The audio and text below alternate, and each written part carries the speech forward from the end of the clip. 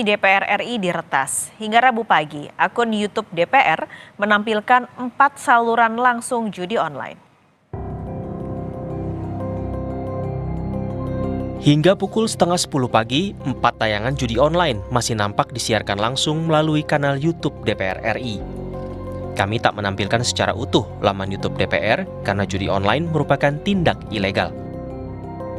Tak cuma video, foto profil akun pun ikut diganti dengan gambar bertuliskan slot baris. Bahkan, di salah satu tayangan, jumlah penontonnya lebih dari 1.000 orang. Soal peretasan ini dibenarkan Sekjen DPR RI Indra Iskandar. Proses recovery atau pengembalian akun pun tengah diupayakan. Memang benar dari penelusuran kami sekitar pukul 5.30 akun YouTube DPR dihack oleh orang yang tidak bertanggung jawab, dan ini sudah menjadi perhatian kami.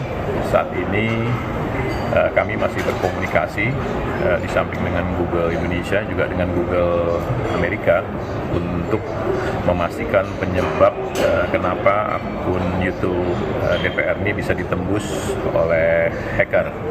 Di samping itu juga sampai dengan pagi ini dengan pihak Barreskrim maupun BSSN kami sudah melakukan koordinasi. Sementara itu, tim teknologi informasi dari internal Sekjen DPR RI juga tengah memproses pengembalian akun secara manual. Tim Liputan, Kompas TV.